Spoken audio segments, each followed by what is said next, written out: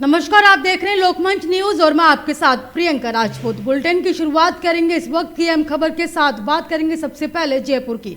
BJP प्रदेश मुख्य प्रवक्ता विधायक रामलाल शर्मा ने पेट्रोल डीजल पर वेट कम करने पर प्रदेशवासियों को मोदी जी का आभार जताया और कहा कि राज्य सरकार भी पेट्रोल डीजल पर वेट कम करके जनता को राहत दी है। भारतीय जनता पार्टी प्रदेश मुख्य प्रवक्ता और विधायक रामलाल शर्मा ने कहा कि भारत सरकार हमेशा जनहित में निर्णय लेते हुए जन भावनाओं के अनुरूप शासन का संचालन करने का काम कर रही है। राजस्थान के अंदर कांग्रेस की सरकार है और कांग्रेस के प्रदेश स्तरीय और राष्ट्रीय स्तरीय नेता हमेशा मोदी सरकार पर निशाना इस बात पर साधते हैं कि पेट्रोल और डीजल के दामों में वृद्धि की वजह से महंगाई बढ़ रही है।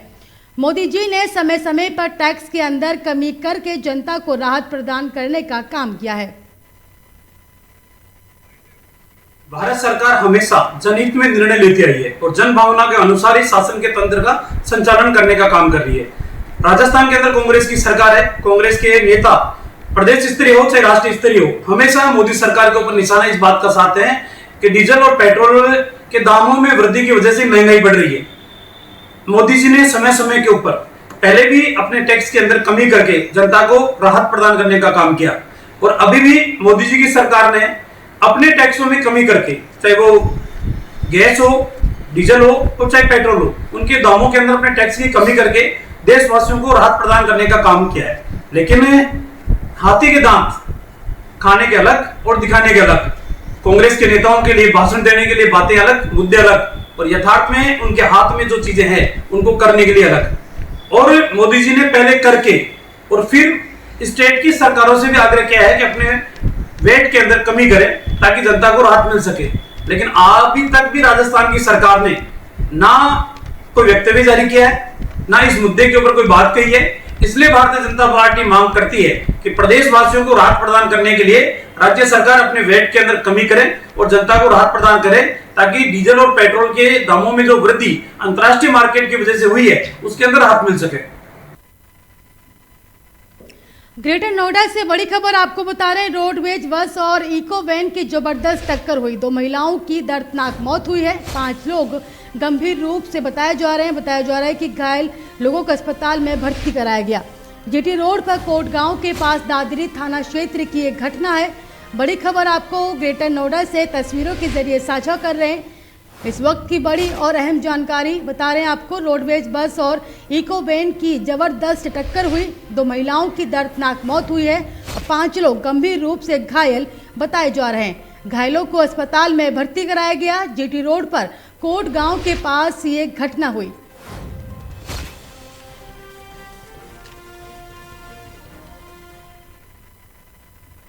रतलाम से बड़ी खबर आपको बता रहे हैं। बारात में डीजे बजाने की बात को लेकर विवाद हुआ।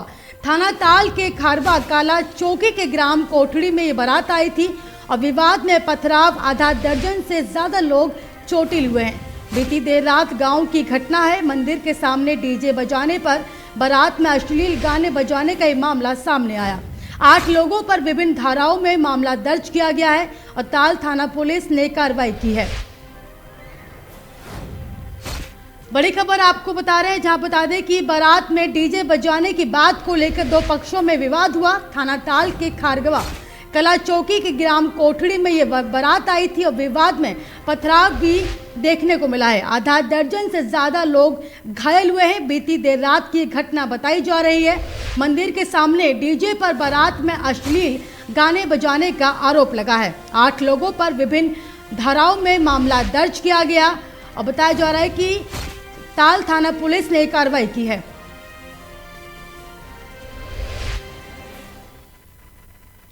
रायबरेली नगर पालिका परिषद के ऊपर उन्हीं की सभासद में भ्रष्टाचार का आरोप लगाते हुए मोर्चा खोला गया। पालिका चुनाव आने वाले हैं, वैसे में सभासद का इस तरह से भ्रष्टाचार का आरोप लगाना नगर पालिका अध्यक्षता के ऊपर भारी पड़ सकता है। नगर पालिका के सभासद पूनम तिवारी ने एक प्रेस कॉन्फ्रेंस करके अध्यक्ष पूर्णिमा श्रीवास्तव के ऊपर आरोप लगाए। उन्होंने बिना काम किए ही भुगतान का आरोप लगाया और साथ ही कर्मचारियों को समय से भुगतान मिले और सेवानिवृत्त हो चुके कर्मचारियों के लिए जो निधि शासन के द्वारा स्वीकृत है उसे तुरंत कर्मचारियों को दिए जाने की मांग की है। सभासद पूनम तिवारी ने संपत्ति को ऊपर रहने वाले टैक्स को दोबारा विचार करके पुराने टैक्स बहाली की मांग की है। उन्होंने ये भी कहा कि स्थगित की गई बोर्ड बैठक को फिर से शुरू किए जाने की मांग की गई। रायबरेली सदस्य जिला योजना समिति रायबरेली आज नगर पालिका में व्याप्त भ्रष्टाचार के लिए और पुराना टैक्स चालू किया जाए, कर निर्धारण पुराना ही रहे, इसी संबंध में हमने आज प्रेस वार्ता बुलाई है। मुद्दे ये हैं कि हमारे यहाँ कर्मचारियों का भुगतान हो, हमारे यहाँ स्वकर स्थगित कर दिया गया है बोर्ड में, सभी सम्मानित सभासदों के माध्यम से बोर्ड में पारित हो गया है, तो ये टैक्स न लगाया जाए और जितने भी भ्रष्टाचार है उनकी निष्पक्ष जांच हो। आपने वर्तमान अध्यक्ष पर कुछ आरोप लगाए हैं, कौन से आरोप मैम? आपने भ्रष्टाचार का आरोप लगाया है। जी, भ्रष्टाचार के आरोप जिसके प्रतियां मैंने दी है, बिना नाम के नगर पालिका में भुगतान हो जाते हैं। एक तरफ प्रदेश के मुखिया शिवराज सिंह चौहान के द्वारा खास मुहिम के चलते जमाखोरी और अवैध भंडारण करने वाले शासन प्रशासन के भ्रष्ट अधिकारियों के लिए आदेश दिए गए, अब ऐसे लोगों पर सख्त से सख्त कार्रवाई की जाए, लेकिन दूसरी तरफ कुछ रसूखदार लोग इन आदेशों की अवहेलना करते हुए अपने उच्च अधिकारियों के साथ मिलकर अपने काम को कागजों में पूरा कर बेखौफ होकर पूरा कर रहे हैं। ऐसा एक मामला जिला सिवनी छपरा तहसील के अंतर्गत आने वाले मटामा ग्राम का है। दरअसल 6 मई को सूत्रों के हवाले से मीडिया के संज्ञान में ये बात आई कि एक वेयर हाउस जो कि आधा अधूरा बना हुआ है उसमें बिना किसी की अनुमति से भंडारण किया गया। जब मीडिया के द्वारा इस बात की पुष्टि की गई तो वाकई में उस आधे अधूरे वेयर हाउस में श्री सीताराम ट्रांसपोर्ट कंपनी के द्वारा लाया गया सरकारी अनाज को खाली कर भंडारण किया जा रहा था। उसमें चूँकि जब आप वहाँ पर गए थे और आपने हमें बताया था, उसके बाद हमने ये पाया कि उसमें काम तो बंद हो गया था और आज की स्थिति में ये है कि उनमें जो है गोदाम हमने देखा है कि गोदाम तो पूरा है, बीच में जाके मैंने देखा था और अभी जो है उसमें कुछ मैपिंग हो गई, कुछ गाड़ियाँ खाली हो रही हैं, अभी कल की डेट में भी गाड़ी खाली नहीं, ये मेरे संज्ञान में नहीं है। जैसा आप मुझे अभी बता रहे हैं कि सीताराम ट्रांसपोर्ट द्वारा वहाँ पे परिवहन किया गया है। हमारे यहाँ से जो परिवहन आदेश जारी होते हैं वो नियमानुसार मैपिंग के ही जारी होते हैं। अगर परिवहन करता स्वेच्छाचारिता से ऐसा कर रहे हैं तो ये गलत है और नियमानुसार पर कार्रवाई भी होगी और जो कटौती और जो उन पर पेनाल्टी इम्पोज होगी फ्यूचर में वो की जाएगी एजेंसी द्वारा। जी हाँ, मतलब कहना चाहिए 50% अभी कार्य हुआ वेयर हाउस का और उसमें भंडारण चालू हुए, तो इसका क्या लाइसेंस कौन देता है और इसका लाइसेंस किस आधार पर दिया गया होगा? इसका लाइसेंस की जो कार्यवाही है वो SWC द्वारा ही संपादित की जाती है। एक्चुअली ऐसा है कि जब भी उपार्जन चालू होता है तो जो हमारे ज़िले में है या हमारी ये ब्रांच जो हम लखनऊ ब्रांच है, यहाँ जितने भी गोदाम नए बनते हैं या पुराने गोदाम हैं जो खाली रहते हैं उसको हम मैपिंग के लिए जिला स्तर पर भेजते हैं और जिला जो उपार्जन समिति है वो उसका निर्णय करती है कि कहाँ किस समिति को रखा जाए और कहाँ परिवहन किया जाए, इसके आधार पर भंडारण होता है सर।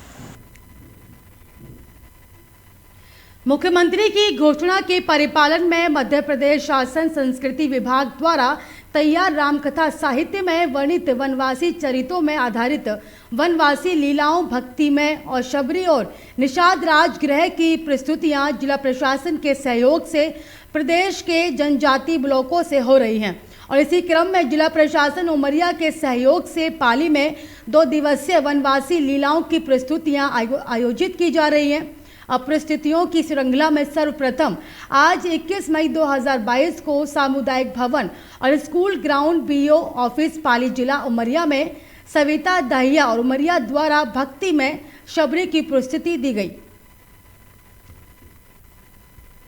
देखिए, आज़ादी का अमृत महोत्सव चल रहा है और इसी पावन अवसर पर संस्कृति विभाग की ओर से ये वनवास के समय जो भगवान श्री रामचंद्र जी की जो अलग अलग स्थानों पर जो उनके द्वारा जो प्रस्तुति किए गए हैं, जिन जिन क्षेत्रों से वो गुजरे हैं, जो जो उनको कठिनाइयाँ और जो रास्ते पर जो चीज़ है उनके साथ हुआ है, तो आप सबने बहुत अच्छे से देखा।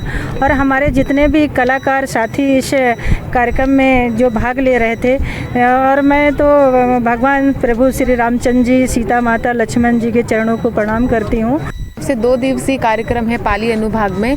आज भक्तिमती माता शबरी के बारे में मंचन हुआ, कल इसी प्रकार से निषाद राज के बारे में यहाँ पर मंचन होगा। समय वही रहेगा, ये 2 दिवसीय कार्यक्रम था, आज 1 दिवसीय हो चुका है, कल फिर ये कार्यक्रम इसी समय पर होगा। क्या अपील करेंगे? यही अपील करेंगे कि आज भी बहुत संख्या में लोग आए थे, कल भी अधिक से अधिक संख्या में लोग आए, निषाद राज के बारे में जाने। यहाँ आकर के बिल्कुल वैसा ही लगता है जैसे हम भगवान राम को करीब से देख रहे हैं। कलाकारों का उत्साहवर्धन हो और पाली के सभी लोग यहाँ पर आए। जी, हमारी टीम है सतना से, लोक रंग समिति, और मेरा नाम सविता दाहिया है। मैं उस रंग समूह की निर्देशक हूँ और इस शबरी लीला की भी निर्देशक हूँ। और हमारी टीम ने यहाँ पे भक्तिमती शबरी लीला प्रस्तुत की थी, जो कि संस्कृति विभाग के सहयोग से हम कर पाए। जितने भी इसमें एक्सपेंसेस हुए हैं वो सब विभाग की तरफ से रहे। और यहाँ उमरिया में पाली ब्लॉक में करने का जो उद्देश्य था वो यही था कि लोगों को हम इस भक्ति धारा से जोड़ सकें।